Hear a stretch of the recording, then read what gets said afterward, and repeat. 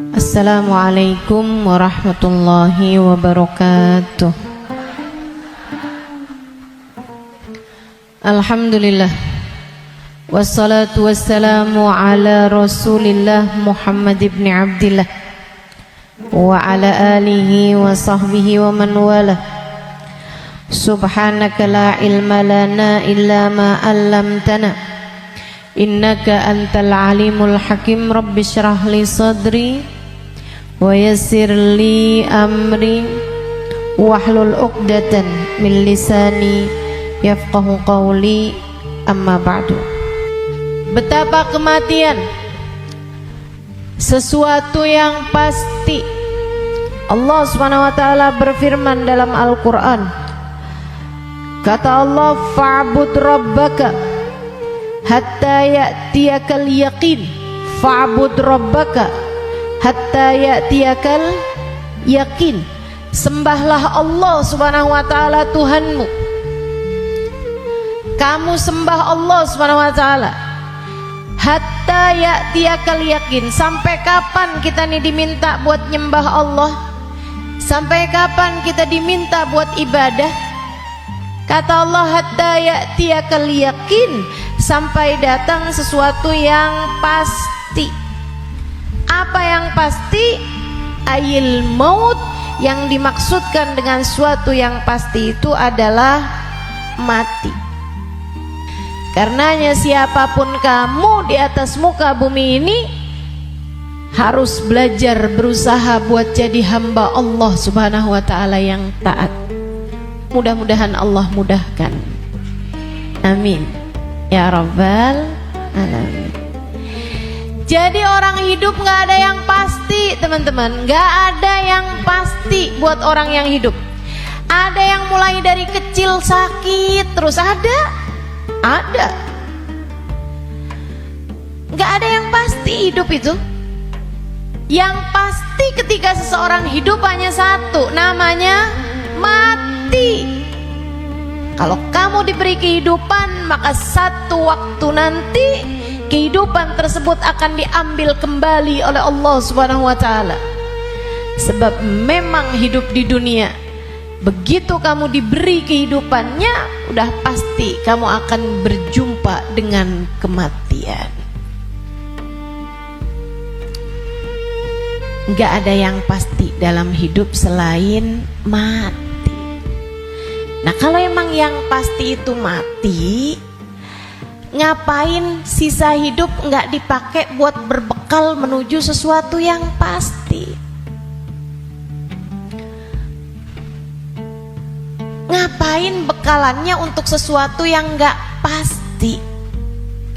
Misalnya nih, kamu umur tamat SMA, umur 15. Kalau kamu berpikir bahwa saya umur segini berarti udah deket lagi mau nikah, bekalan menuju nikah. Misalnya, apa yang kamu kerjakan? Hidung kurang mancung, mancungin alis kurang nyelirit, kurang bulan sabit, kamu sabitin alis kamu. Bibir kurang sekarang ini musim orang suka bibir lebar-lebar. Ya udah dah, saya tambahin biar agak turun bibirnya, biar doer bibirnya. Kalau kamu berpikir bahwa kamu akan menuju kepada kematian, kalau kamu berpikir kamu akan menuju kepada pernikahan, kamu kemudian berbekal menuju ke arah sana. Tapi kan sebenarnya nikahnya emang udah pasti? Belum pasti nikahnya. Betul? Orang hidup nggak pasti nikah, teman-teman. Berarti kalau kayak gitu gimana nih caranya nih? Gimana cara kita menjadikan hidup kita bermakna? Takutnya udah siap-siap, tahu-tahu nggak dapet. Iya sia-sia. Kalau gitu yang pasti aja, kamu hidup biar bermakna, pastikan hidupmu adalah saatmu berbekal menuju kepada kematian.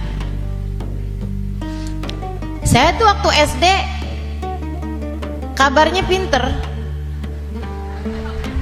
Mungkin ada guru-guru saya di sini.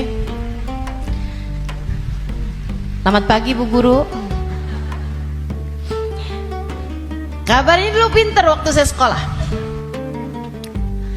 Saudaraku sekalian saya muliakan, tapi saya dulu selalu punya pikiran bahwa bisa jadi umur saya nggak panjang. Walaupun ternyata itu tidak terbukti ya. Sampai dengan sekarang saya masih ada di atas muka bumi ini, udah panjang hidup saya. Dulu itu saya selalu berpikir bahwa bisa saja umur saya nggak panjang.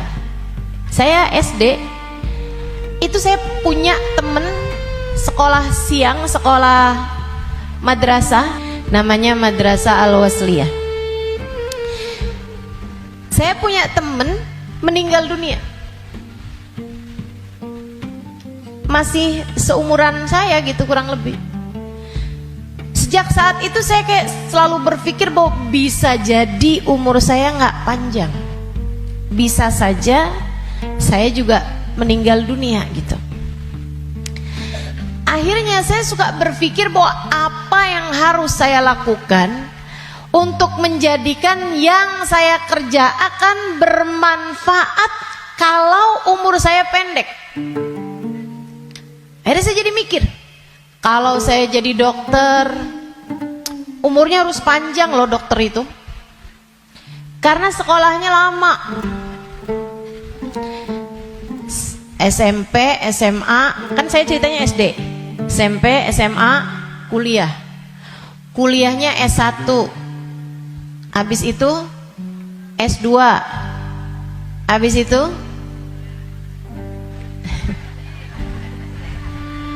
ST katanya. Buat jadi dokter spesialis itu kan mesti banyak sekolahnya. Apalagi kalau mau spesialis yang spesialis lagi gitu. Buat jadi dokter yang bagus. Artinya sekolahnya tuh panjang. Baru bisa jadi dokter yang hebat, dokter yang mumpuni di atas usia 30-an tahun, bahkan mungkin 40-an tahun. Habisnya itu dia praktek mengamalkan ilmunya. Berapa lama? Sampai ketika datang ajal menjemputnya. Manfaatnya ilmunya itu berapa lama? Untuk bisa dipraktekkan bermanfaat buat umat manusia gitu. Sampai dengan berapa lama? Sebentar aja berarti. Kita aja kalau udah dirawat sama dokter yang terlalu tua rada was-was. Betul nggak? Dokternya mau nulis resep, ambil kacamata dulu gitu kan. Terus nulisnya agak, tangannya gemeteran. Takut kita. Ini kalau misalnya dia ngelihatnya salah-salah gitu kan. Atau dia mau nyuntik, tangannya udah gemeteran. Waduh, udah kayaknya rada gimana gitu. Tapi kita sama dokter muda juga kita ragu-ragu. Betul gak? Coba tuh. Betapa ternyata mau jadi dokter aja itu umurnya cuman dari sekitar 40 sampai ke 50 atau 60 tahun dah gitu. Cuman segitu doang. Sisanya udah enggak tuh. Udah enggak maksimal. Saudaraku sekalian saya muliakan, saya jadi mikir gitu. Wah, kalau gitu nggak usah jadi dokter deh, takutnya umur-umur 30-an tahun saya meninggal, saya nggak bekalan apa-apa nih.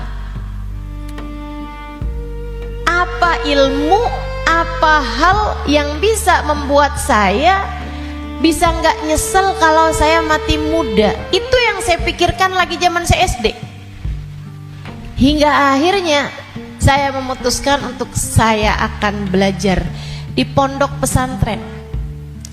biar saya kenal sama agama Allah, biar saya ngerti caranya jadi hamba Allah, biar saya kenal sama baginda pemimpin agama saya, baginda Nabi besar Muhammad,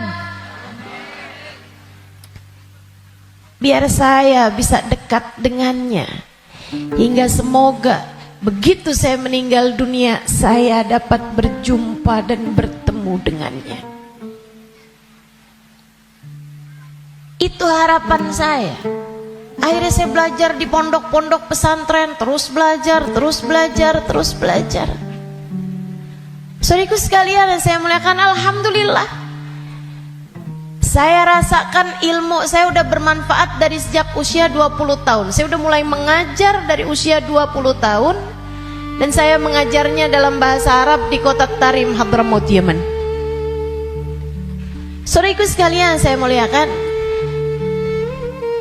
pada akhirnya kehidupan mengajarkan kita bahwa jangan mau memperjuangkan sesuatu yang tidak kamu bawa mati. Begitu saya belajar lama, saya jadi ngerti bahwa ternyata bahkan bekalan menuju kematian itu bukan ilmu yang banyak, bukan. Akan tetapi hati yang tersambung dengan Allah penciptanya. Ruh, sebab hulikatir ruhu lil abad. Ruh itu ketika diciptakan, ia diciptakan untuk selamanya. Ruh kamu ini teman-teman sekalian, ini yang akan kamu bawa mati. Hati kamu itu adalah ruh kamu, rasa kamu, ini yang akan kamu bawa mati. Kalau badan ini nggak akan kamu bawa mati. Begitu kamu mati, udah tuh nggak ada lagi urusan sama badan. Badan kamu bisa dimakan merayap-rayap tanah dan habis. Bibir kamu yang selalu kamu lipstikin, wajah kamu yang selalu kamu bedakin, mata kamu yang selalu kamu celain, pakaiin celak,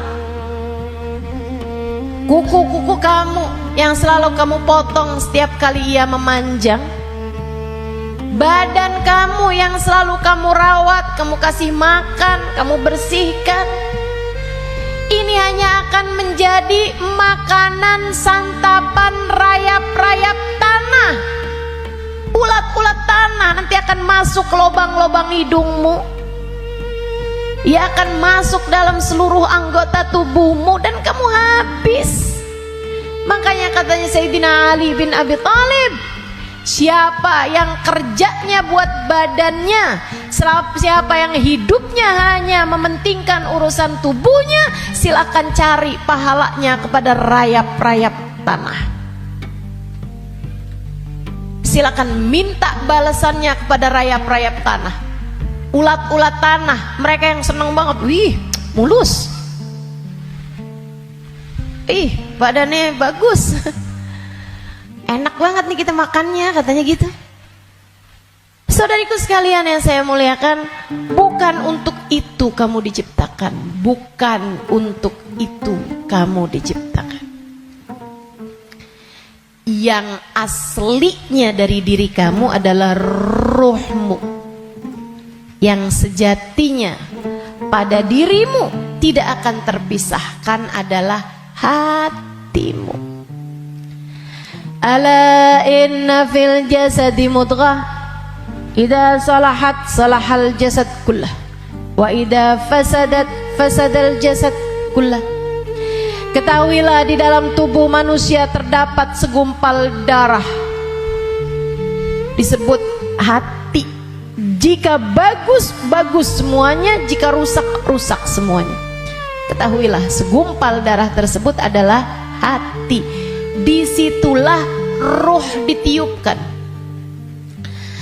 Disitulah ruh sejatinya berada, meskipun mengalir sampai ke seluruh tubuh kita. Ruh itu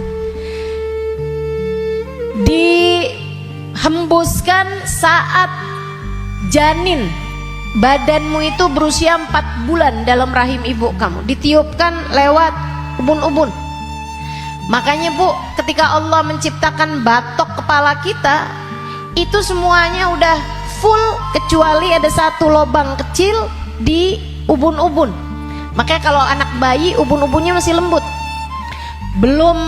tulangnya belum keras, karena asalnya memang bolong. Kenapa Allah bolongin? Buat niupnya ruh, ditiupkannya ruh saat usia 4 bulan tuh dari situ. Rohnya dimasukin, ditiupkan oleh malaikatnya Allah Subhanahu wa taala.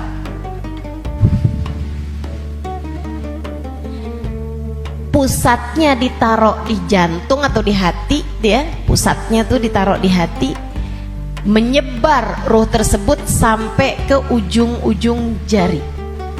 Itu ruh. Kalau datang kematian, dicabut lagi dari ubun-ubun. Malaikat pencabut nyawa sama halnya dengan malaikat peniup ruh, itu memulai pekerjaannya dari ubun-ubun. Ini nyabut nyawanya juga dari sini. Dicabut dari atas kan, yang duluan hilang yang kaki. Makanya orang kalau mati tuh kakinya duluan yang dingin. Yang lain masih hangat tapi kaki udah dingin, itu berarti sudah memulai proses pencabutan nyawa. Sama kayak ada prosesnya bayi ketika keluar, makanya ada istilah pembukaan 1, bukaan 2, bukaan 3 tuh. Sama halnya juga dengan peniupan ruh. Ruh juga begitu. Ketika ditiupkan dan ketika dicabut itu juga seperti itu. Ada masa-masa berhentinya, namanya sakarat. Namanya sekarat. Ala inna lil mauti sakarat, kata Nabi Muhammad SAW. Ketahuilah, kematian ada sekaratnya.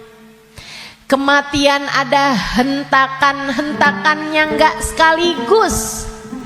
Kematian ada tahapan-tahapannya. Ditarik jeret sampai ke lutut. Jadi yang dingin duluan, yang enggak ada ruhnya duluan kakinya.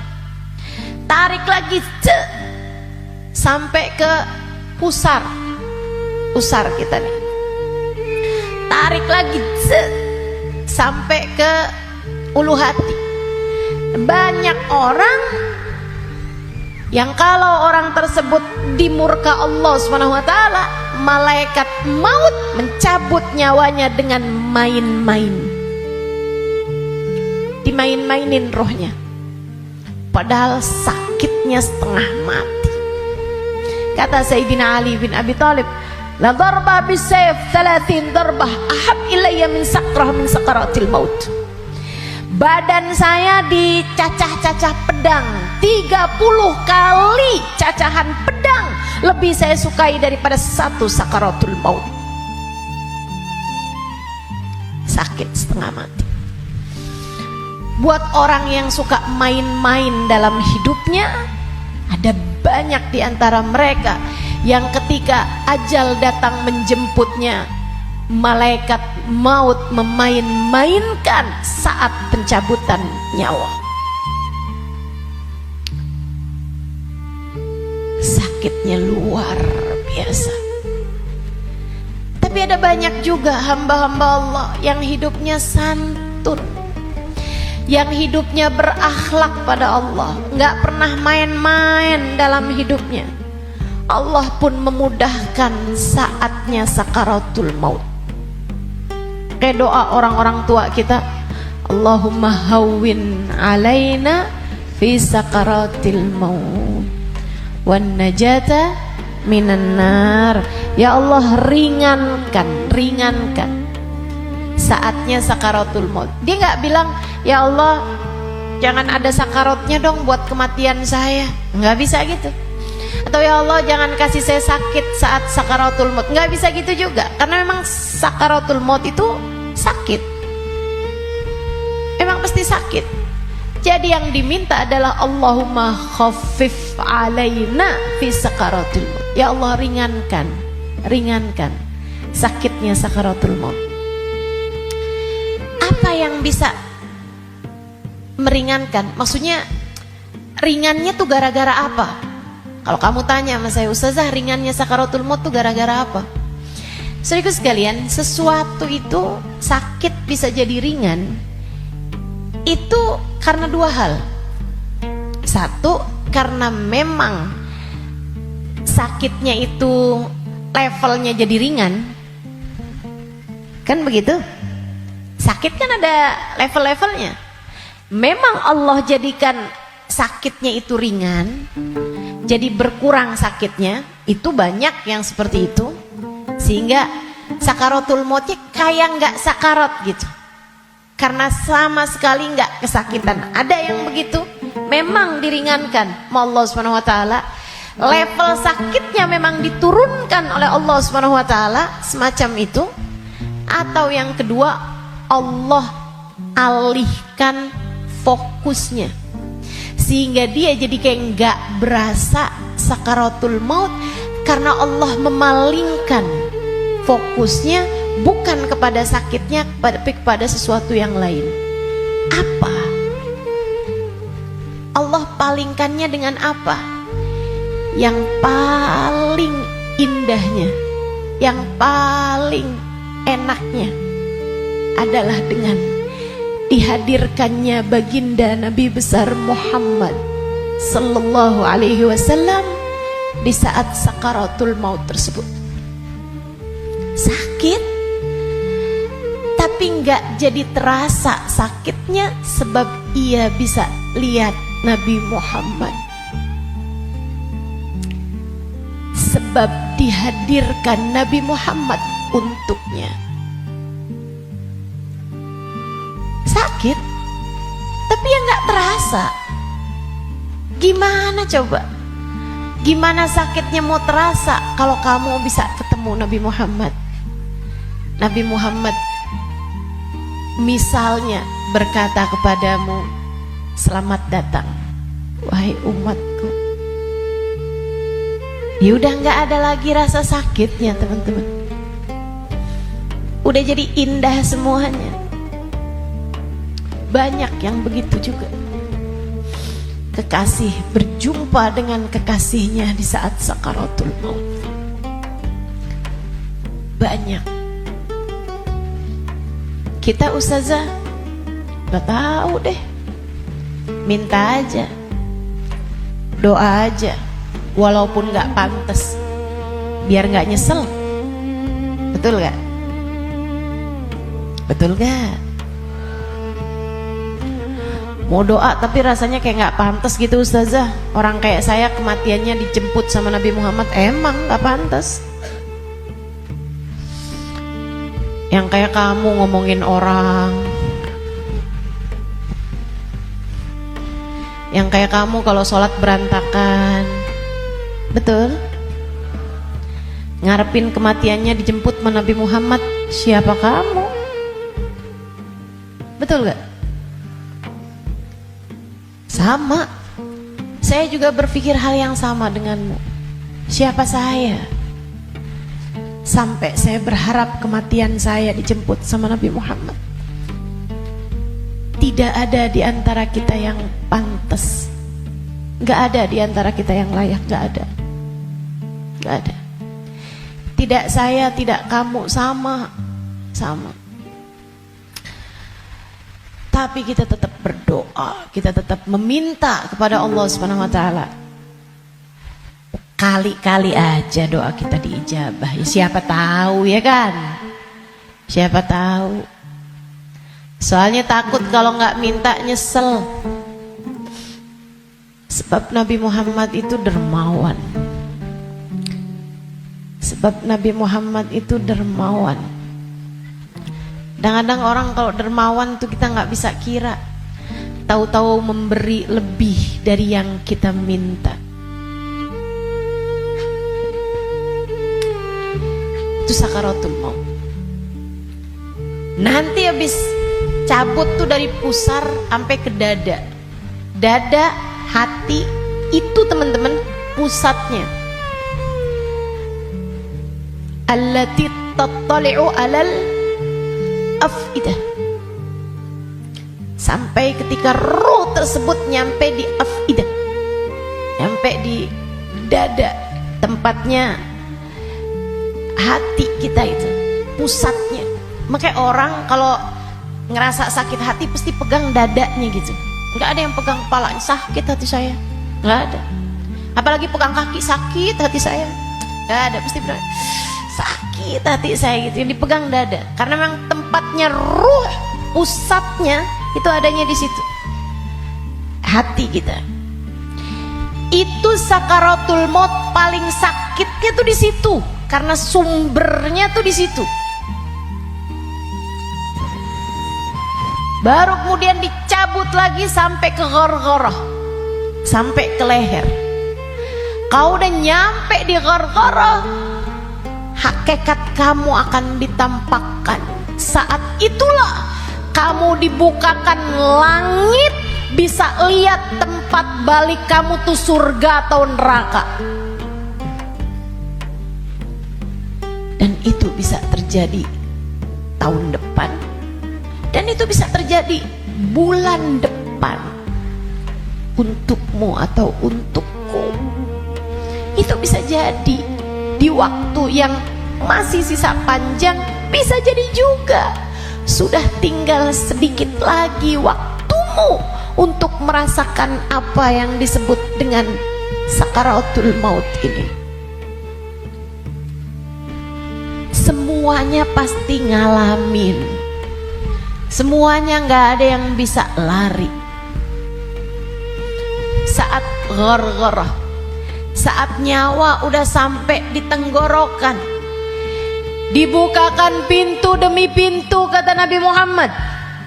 Ketika Nabi bercerita kepada Sayyidah Aisyah, ya Aisyah, man ahabba liqa Allah, ahabballahu liqa'ah, wa man kariha liqa Allah, karihallahu liqa'ah.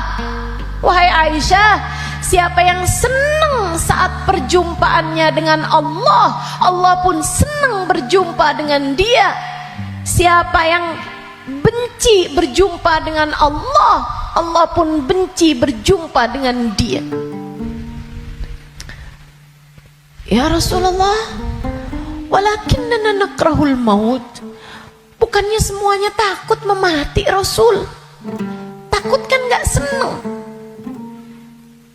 Bukankah kita semuanya takut mati, Rasul? Kalau takut mati kan artinya kita nggak seneng. Kalau kita nggak seneng, Allah nggak seneng juga dong ketemu kita. Nggak gitu Aisyah. Tapi nanti saat ghargharah, saat nyawa sudah di tenggorokan, Allah akan bukakan langit-langit, dan Allah akan perlihatkan tempat kembali bagi roh seseorang. Rohnya itu baliknya kemana? Siapa yang ketika dibukakan langit-langit tahu tempat kembalinya adalah neraka, dia pun takut ketemu sama Allah, dia benci berjumpa dengan Allah, Allah pun benci berjumpa dengannya, walaupun dia bunuh diri sekalipun. Dia bunuh diri nih, pengen mati kan orang bunuh diri. Tapi begitu ruhnya sampai di tenggorokan, begitu dia lihat tempat kembalinya adalah neraka, dia pun takut, kepengen gak jadi bunuh diri. Dia pun pengen balik hidup lagi, karena dia lihat ternyata tempat kembalinya adalah neraka yang sangat menakutkan. Dia benci berjumpa dengan Allah, Allah pun benci berjumpa dengannya. Sebaliknya, orang mukmin, orang yang tawadhu, orang yang hidupnya buat nyari Allah, walaupun sebenarnya takut, walaupun sebenarnya ngeri, tapi saat langit dibuka, Dia diperlihatkan bahwa tempat kembalinya adalah surga. Dia pun rindu, dia pun ingin, dia pun cinta untuk berjumpa dengan Allah. Dia pun bahagia, dia sukacita berjumpa dengan Allah. Allah pun sukacita berjumpa dengannya. Allah pun suka untuk berjumpa dengannya. Nih, saat ghargharah ini Allah cerita dalam Al-Quran di surat Al-Mu'minun, hatta idza jaa ahadahumul maut qala rabbirji'un la'alli a'malu salihan fima taraktu kalla innaha kalimatun huwa qailuha wa min waraihim barzakhun ila yaumi yub'atsun. Sadaqallahul azim. Kata Allah, sampai ketika kematian datang kepada kalian, ketika ruh sampai di tenggorokan, dia akan berkata, Rabbirji'un, balikin saya lagi ya Allah, balikin saya lagi ya Allah. Setahun, biarkan saya tinggal lagi di dunia setahun ya Allah. Gak boleh sebulan ya Allah, gak boleh seminggu ya Allah. Minggu depan deh ya Allah, matinya minggu depan aja. Gak boleh minggu depan, sehari ya Allah. Besok mati gak apa-apa, jangan sekarang.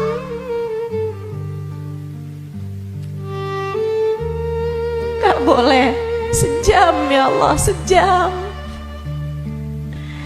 Sejam lagi matinya ya Allah, balikin lagi ya Allah.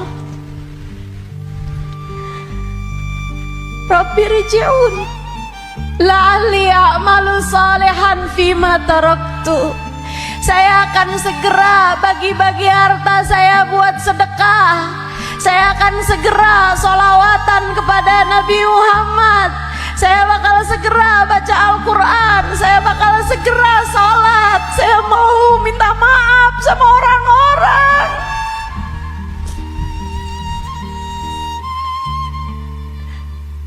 Saya mau minta maaf sama orang-orang.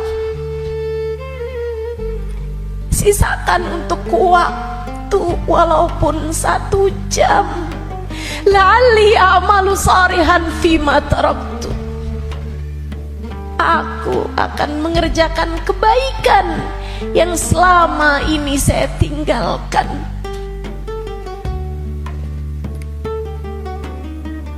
Apa jawab Allah? Kalla innaha kalimatun huwa qailuha. Gak ada. Sekarang kalimatmu itu hanya jadi omong kosong belaka. Gak ada ceritanya kamu dikabulkan. Waktunya sudah habis. Game over. End. Udah habis. Kamu gak punya nyawa cadangan. Kamu gak punya hidup simpanan. Kamu tidak sedang dalam masa percobaan. Begitu kamu masuk usia balik, semua sudah mulai tercatat untukmu. Tak ada lagi waktu untuk kembali. Innaha kalimatun huwa qailuha. Itu hanya sekedar kalimat disampaikan begitu aja. Kamu minta balik, enggak ada ceritanya. Wa min waraihim barzakhun ila yaumi yub'atsun. Sekarang waktunya kamu hidup di alam barzakh sampai hari kiamat datang. itu, nggak bisa balik lagi. Makanya serem sama kematian teman-teman, karena deket. Aqrab ghaib yuntadhar, kata Nabi Muhammad. Perkara gaib yang paling dekat sama kita kematian. Si ini meninggal, si itu meninggal, si itu meninggal, si itu meninggal. Semua meninggal. Maka sebagaimana kamu melihat satu hari ada jenazah diangkut, satu waktu jenazah kamu yang diangkut. Sebagaimana kamu lihat ada nama seseorang, kamu dengar nama seseorang diumumkan di masjid, satu waktu namamu yang akan diumumkan di masjid. Kamu lihat satu hari ada nama seseorang muncul dengan ucapan berbelasungkawa, turut berduka cita, yang ada di Instastory orang-orang, satu waktu nama kamu yang akan ditulis di situ. Sebagaimana ada broadcast di grup-grup WhatsApp yang menuliskan nama-nama orang dengan ucapan meninggal dunia, satu waktu akan ada namamu yang ada di situ. Inna lillahi wa inna ilaihi rojiun. Turut berduka cita atas meninggalnya Halimah binti Utsman al-Idrus. Akan ada waktunya. Semua akan ada waktunya. Semua akan ada gilirannya. Pasti tanpa terkecuali. Kamu akan datang giliranmu, pasti tanpa terkecuali. Kamu bakal mati, Bu. Kamu akan mati, Dek. Kamu bakal mati, Nak. Pasti. Masalahnya tinggal, akankah Allah berkenan menerimamu? Saya tuh dulu suka liatin tulisan kalau ada orang meninggal dunia, semoga rohnya diterima di sisi Allah. Saya suka mikir gitu, ya masa ditolak, jadi terima lah. Fakta membuktikan. Kita nggak pernah lihat ada orang habis meninggal dunia terus balik lagi. Lah, bukannya kamu seminggu yang lalu meninggal? Oh, nggak diterima. Pernah? Nggak pernah. Ya saya suka pikir gitu, jadi terima lah. Masa mau ditolak? Orang meninggal mau meninggal gitu. Tapi sesudah saya belajar, tuh waktu saya kecil mikirnya begitu. Sesudah saya belajar di pondok pesantren, belajar terus. Saya jadi paham betapa berartinya ucapan itu. Sebab kamu, saya, ketika meninggal dunia akan menjadi salah satu dari dua kelompok orang. Ada yang ruhnya diterima di sisi Allah dengan penuh keridhaan.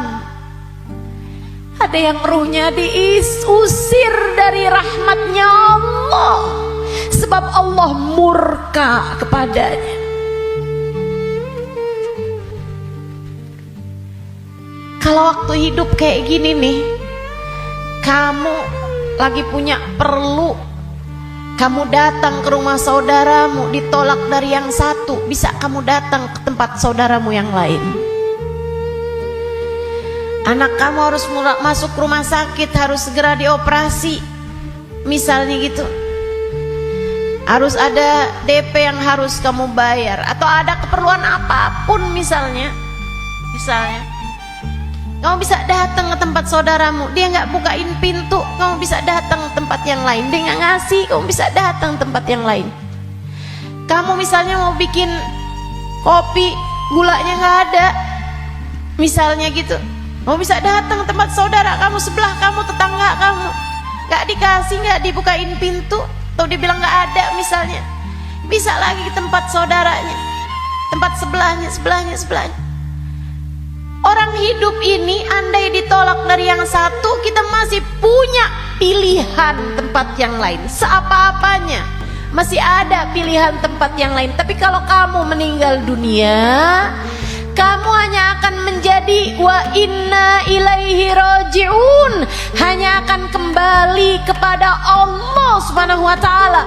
Kalau pintu rahmatnya Allah tertutup darimu, kalau kamu diusir dari kasih sayang Allah Subhanahu wa ta'ala, Allah tidak berkenan menerimamu, kemana kiranya kamu akan pergi? Usir dari pintu rahmatnya Allah, kamu mau kemana? Bu, Kak, Dek, Nak, saya sampaikan ini dengan sungguh-sungguh. Jangan pernah mau main-main dalam hidupmu. Jangan main-main sama hidup.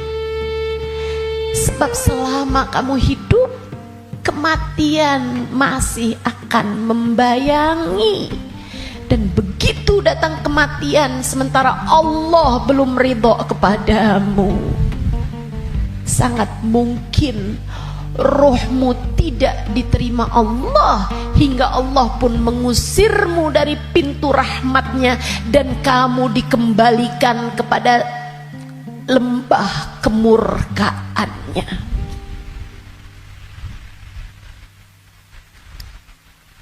Dimurka Allah Subhanahu wa ta'ala. Dimurka Allah Subhanahu wa ta'ala. Enggak enak. Kita tuh dibenci sama suami kita aja rasanya enggak enak. Kita dibenci sama saudara kita aja setengah mati, enggak enak rasanya. Bukan begitu? Bayangkan kalau kamu datang ke rumah Allah, kamu datang kepada Allah, sementara Allah mengusirmu dan tidak ridho kepadamu serta benci kepadamu, dan kamu gak bisa balik lagi ke atas muka bumi ini, kayak apa rasanya? Dalam keabadian kamu dimurka, dalam keabadian kamu dibenci, dalam keabadian kamu tersiksa.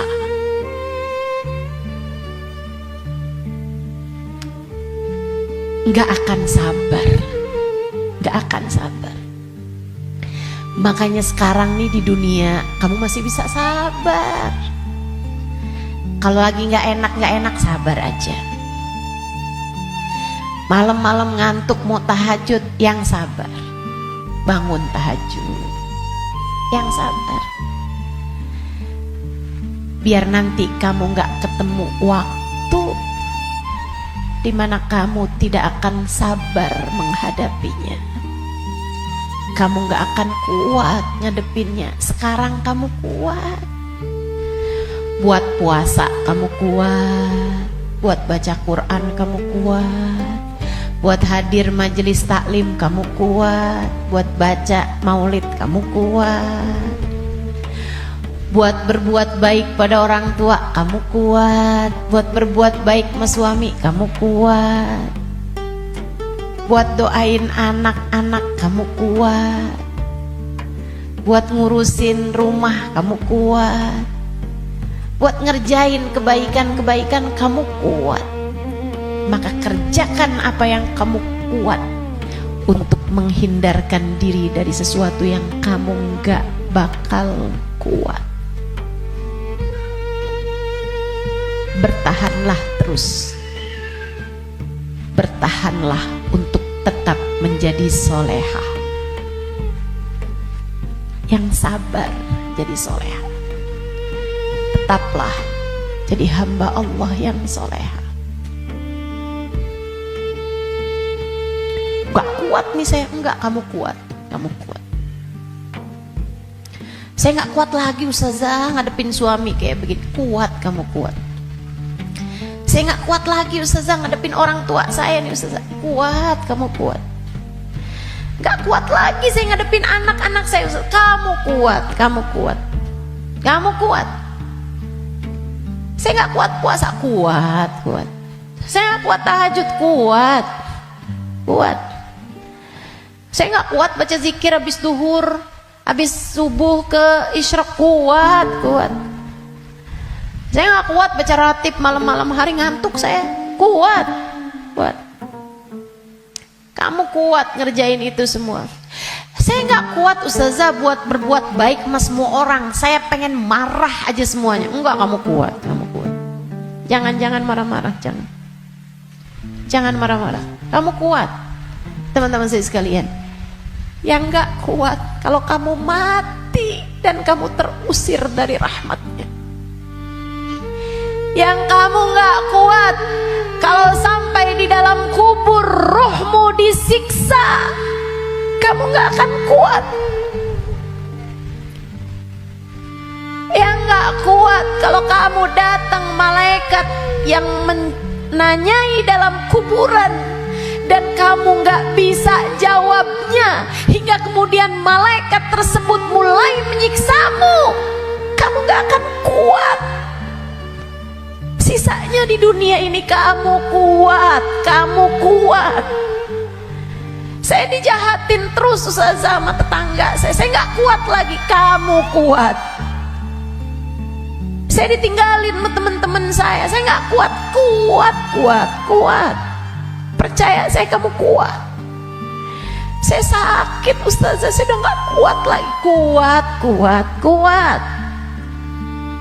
Yang kamu nggak kuat kalau kamu sampai diusir dari rahmatnya Allah.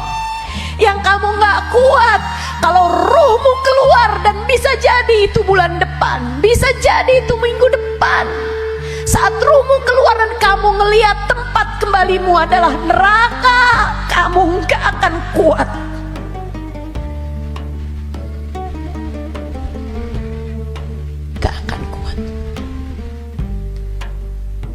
Saat kamu berkata, Rabbirji'un la'alli a'malu salihan fima taraktu. Ya Allah, balikin saya ke dunia ya Allah, balikin saya, kasih saya hidup lagi ya Allah. Itu yang kamu gak akan kuat.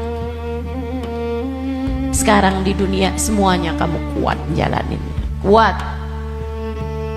Kamu mampu, kamu bisa bertahan untuk tetap menjadi solehah. Percaya saya. Saya sangat miskin ustazah, saya udah gak kuat lagi hidup di dunia ini. Kamu kuat.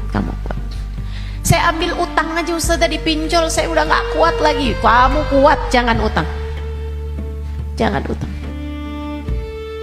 Jangan ambil utangan, apalagi pakai riba. Lebih kamu nanti tambah rusak jalannya, tambah salah hidup kamu. Kamu kuat menjalani kehidupan di atas muka bumi ini teman-teman. Yang kamu gak kuat kalau sampai mati Allah murka padamu, kamu gak akan kuat. Maka yuk berbekal. Dengan apa berbekalnya? Satu, hidup yang benar. Tetaplah istiqomah. Sholat jangan ditinggal, ibadah jangan ditinggal. Apa yang kamu bisa kerjain. Sedekah biar kata sedikit jangan ditinggal. Saya orang miskin ustazah, saya nggak bisa sedekah banyak-banyak. Tapi kamu masak, banyakin kuahnya kata Nabi. Bagiin tetangga, kasihin tetangga kamu pas kamu lagi masak. Saya nggak bisa sedekah ustazah, tapi kamu masak nasi, pakai sambal, iya. Apa?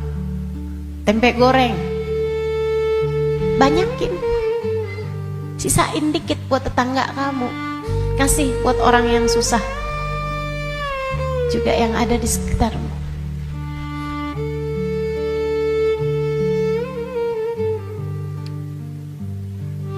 Itu pesan Nabi kita Muhammad SAW. Berbuat baik. Saya nggak bisa ustazah, saya nggak ada sesuatu yang bisa saya sedekahkan. Senyum bisa bukan? Kamu punya bibir? Ya punya sih ustazah. Ya udah senyum aja kalau gitu.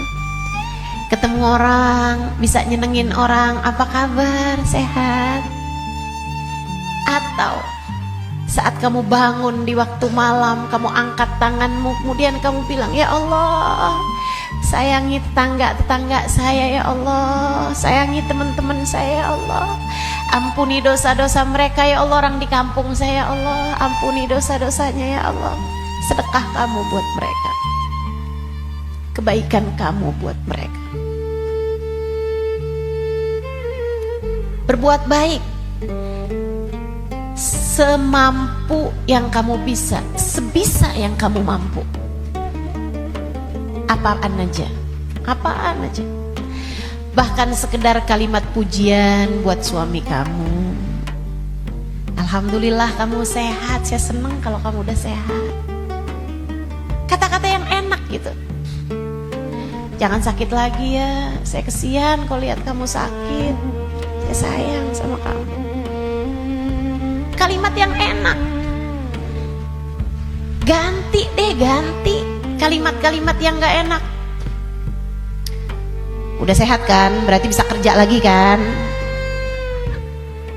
Susah kalau kamu sakit nih. Terus kita mau makan apa kalau kamu sakit terus-terusan? Gak enak banget sih kalimatnya.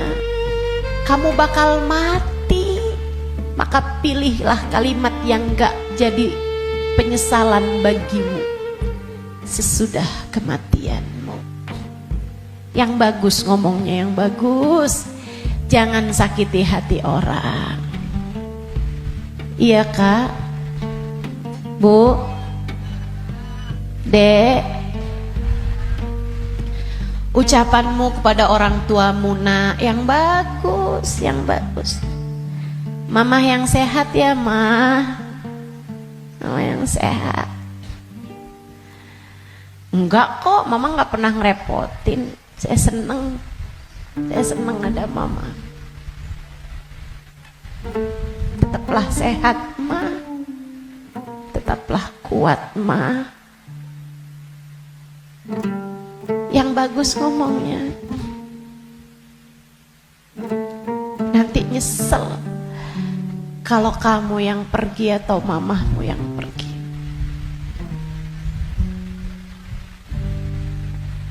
Kepada abahmu, ayahmu, gitu juga. Ngomong yang bagus-bagus aja, biar nggak tambah banyak penyesalanmu ketika datang ajal menjemput. Apapun dari kebaikan yang bisa kamu lakukan, lakukanlah. Udah nggak usah kayak mikir-mikir, saya mau pakai kerudungan kapan ya. Nggak usah.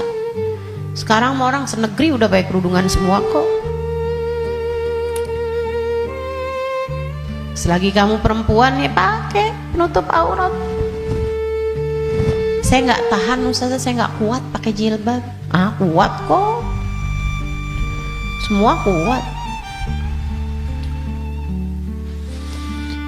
Bismillah. Bismillah. Lakukan kebaikan, jangan tinggalkan. Sebab seperti mana kamu hidup, seperti itulah kamu akan mati.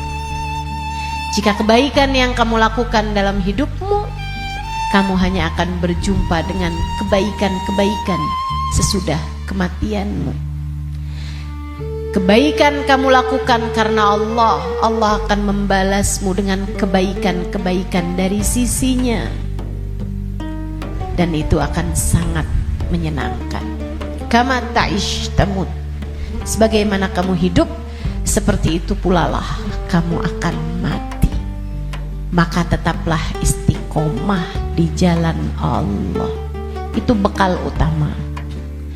Bekal keduanya, selalulah berdoa, selalulah meminta kepada Allah agar dikaruniai husnul khatimah.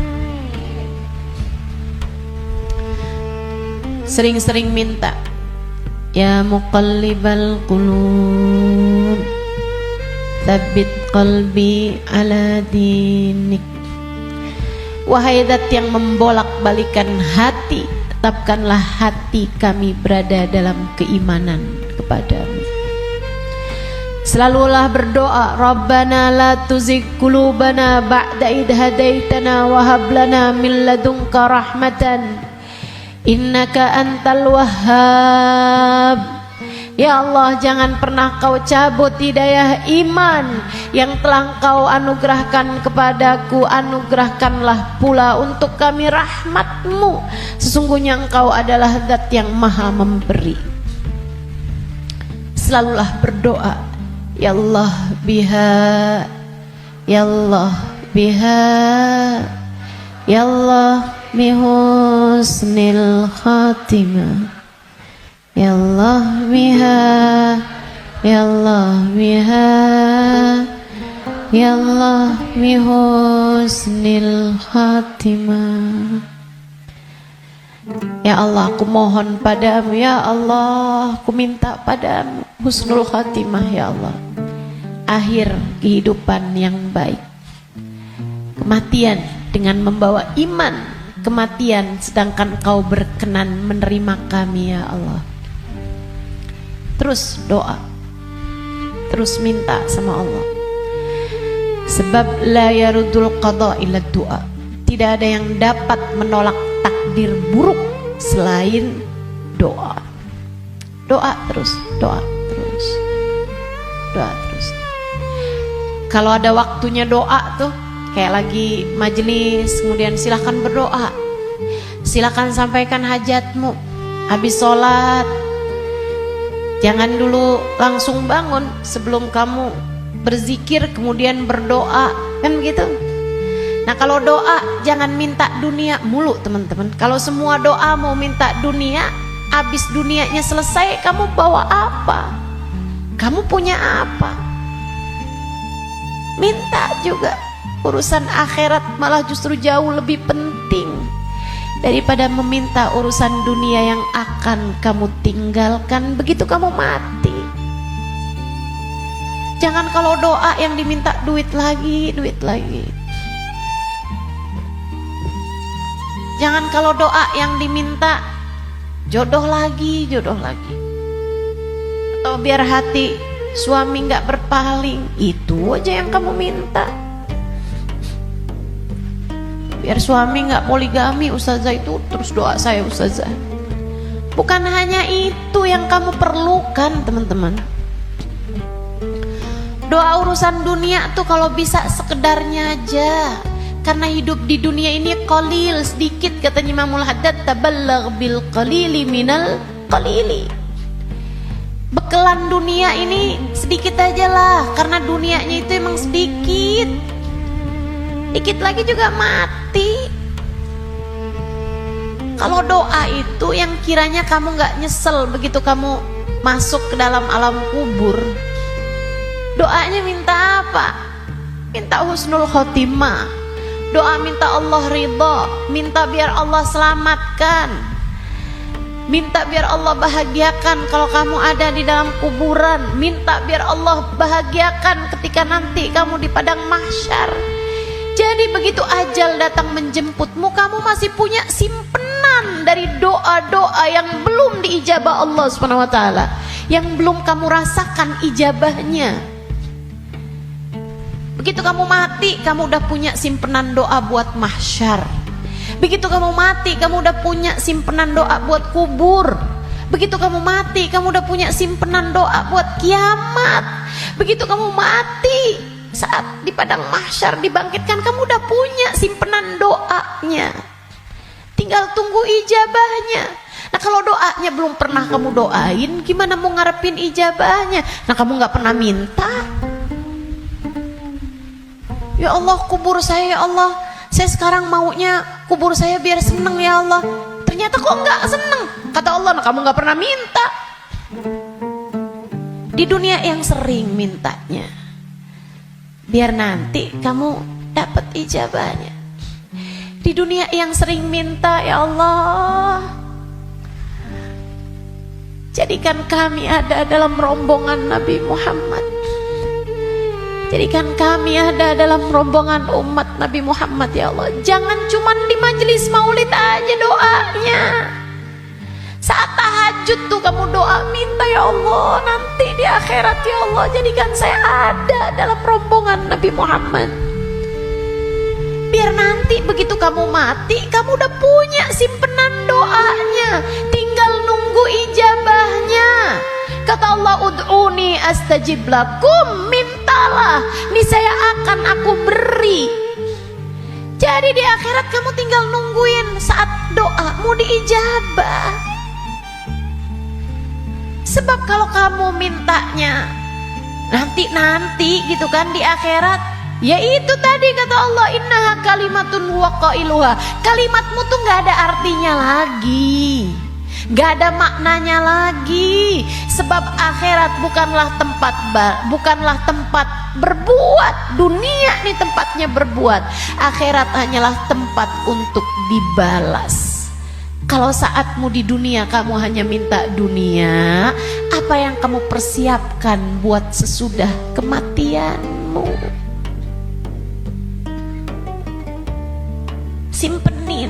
Simpenin doa-doa yang banyak buat akhirat, karena akhirat itu jauh lebih panjang, jauh lebih penting, jauh lebih berarti, jauh lebih bermakna.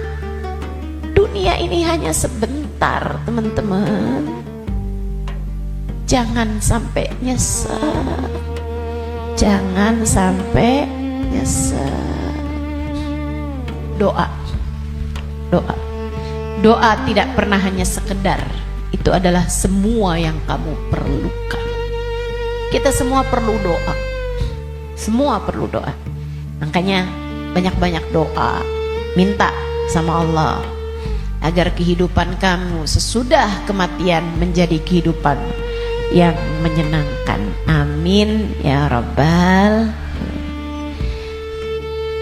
Satu tadi istiqomah taat, bekal menuju kematian ya. Yang kedua tadi apa? Doa. Yang ketiga, teman-teman saudariku sekalian, bekal menuju kematian itu ampunan dari Allah Subhanahu wa taala. Itu bisa kamu dapat dengan memohon ampunan, beristighfar dan bertaubat, meninggalkan dosa-dosa. Kamu mau berbekal menuju kematianmu, tinggalin dosa. Tinggalin dosa. Tinggalin dosa. Udah deh, ucapkan selamat tinggal buat dosa-dosa. Adik-adik yang sudah umur 20-an tahun belum datang jodoh, Ustazah saya pacaran ya. Jangan. Kenapa Ustazah? Dosa. Tinggalin dosa. Kamu belum tentu punya waktunya buat taubat. Kamu belum tentu sisa waktumu itu mencukupi untuk kamu bertaubat. Nggak usah deket-deket sama dosa. Ya Ustazah, kalau nggak pacaran kita nggak nikah Ustazah. Siapa bilang? Banyak kok orang-orang nikah nggak pakai pacaran. Dan banyak juga orang pacarannya sama siapa, nikahnya sama siapa. Betul? Betul. Ngapain kamu menghabiskan energi, menghabiskan rasa hanya untuk menjaga jodoh orang? Ngapain? Udah jauh lebih aman kamu gak usah jagain jodoh orang, kamu jagain hidup kamu sendiri. Sebab yang akan mendapatkan balasannya adalah dirimu sendiri. Dek, Nabi Muhammad tuh seneng sama pemuda-pemuda yang taat, lebih daripada senengnya Nabi Muhammad sama orang-orang tua yang taat. Jadi kamu gak usah nunggu tua buat taat. Kamu gak usah nunggu tua buat deket sama Nabi Muhammad. Justru di saat kamu masih muda, andai pun kamu nanti sampai tua, justru di saat muda nih kesempatan kamu buat deket sama Nabi Muhammad. Sebab Nabi seneng sama pemuda-pemudi yang hidup dalam menjalani taat kepada Allah Subhanahu wa taala. Dijanjiin barengan sama Nabi Muhammad, dijanjiin ada dalam naungan, di bawah arasnya Allah, di saat tidak ada naungan kecuali naungan Allah. Syab nasya fi taatillah, pemuda, pemudi, laki-laki, perempuan, muda yang hidup dalam taat pada Allah Subhanahu wa taala. Kamu umur masih 17 tahun tapi sudah istiqomah tahajud, Nabi cinta padamu. Kamu umur masih 17-18 tahun, akan tetapi kamu istiqomah baca Al-Quran, Nabi cinta padamu. Umur masih belasan tahun, tapi kamu udah punya zikiran yang kamu istiqomahkan baca. Kamu udah punya solawatan yang kamu istiqomahkan baca. Kamu bahkan nyaris hafal kitab-kitab maulid yang berisi sejarah hidupnya Nabi Muhammad. Fix, kamu pantas dicinta sama Nabi Muhammad.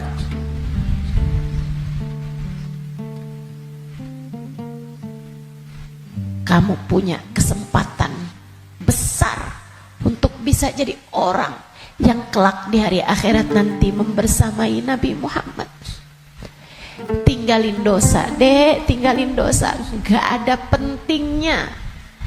Kamu gak akan seneng nantinya sama dosa itu.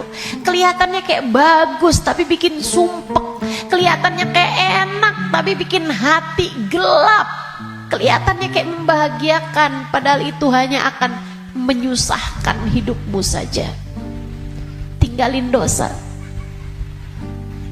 Semua yang ada di sini, yang tua, yang muda, tinggalin dosa, tinggalin dosa. Itu cara kamu biar bisa berbekal menuju kematian yang indah. Yang terakhir, mau pengen berbekal menuju seindah-indah kematian adalah dengan mencintai orang-orang soleh. Gaulmu itu loh benerin. Gaulnya sama orang bener, biar kamu bisa bener. Sayangnya sama orang bagus di mata Allah, orang soleh, orang solehah. Sayangnya sama ulama, sayangnya sama guru-guru, gitu kan? Sama ustadz, sama ustadzah, sama kiai, sama bunyai, sama habib, sama habibah, sama hubabah. Itu bikin kamu bisa jadi orang-orang yang meninggalnya nanti dalam keadaan-keadaan yang indah. Tentu di akhirat kita semuanya ingin dikumpulkan dengan orang-orang baik. Maka kalau kamu di akhirat nanti dikumpulkan orang baik, caranya adalah bersamalah dengan mereka dari sejak di dunia. Bersamalah dengan mereka dari sejak di dunia. Hadirlah di majelis-majelis ilmu, yang seneng dengerin kajian-kajian dari para ulama, yang seneng melantunkan bersama-sama maulid, solawat, istighfar bareng-bareng, doa bareng-bareng, qiyam bareng-bareng. Kebersamaanmu dengan apapun di dunia akan membuatmu bersama di akhirat nanti dengan orang-orang yang kurang lebih sama. Hadirnya, senangnya di majelis-majelis ilmu, majelis-majelis dzikir, majelis maulid kayak begini, sangat pantas nanti dikumpulinnya di akhirat dengan orang-orang soleh-soleha. Kamu pikir orang-orang soleh-soleha kumpulnya di mana kalau bukan di tempat-tempat yang semacam ini? Makanya ayo bismillah, cintai mereka. Andai pun kamu nggak lagi bersama dengan mereka, para ulama-ulama, para hamba-hamba Allah soleh-soleha, tetaplah bersama dengan mereka dalam doa. Saat doa, sertakan hamba-hamba Allah yang soleh-soleha. Guru-gurumu doain, ulama-ulama doain, orang-orang tercinta di sisi Allah doain. Ustazah, kan gak manfaat ya ustazah, saya ini kan orang punya banyak dosa, ngapain doain guru-guru saya? Orang-orang taat semua, ahli-ahli ibadah semua, ngapain saya doain? saya jauh lebih perlu buat didoain sama mereka daripada saya mendoakan mereka. Andai pun begitu, ini masalah keberpihakan, ini masalah kebersamaan, ini masalah urusan penautan hati.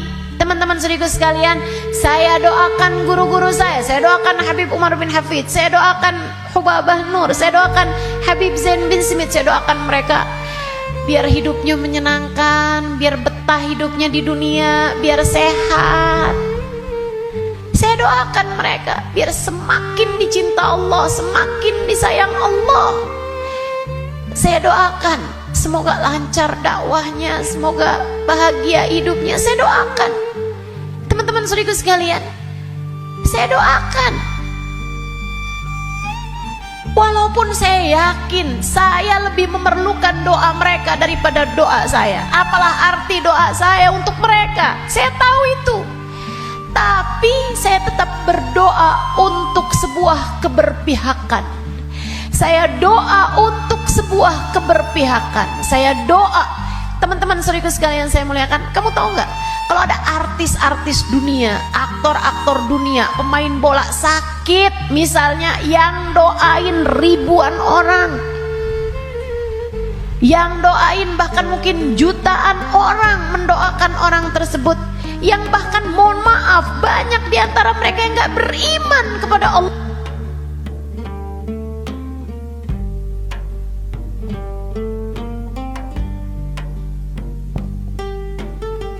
Bahkan banyak di antara mereka yang tidak beriman kepada Allah Subhanahu wa taala.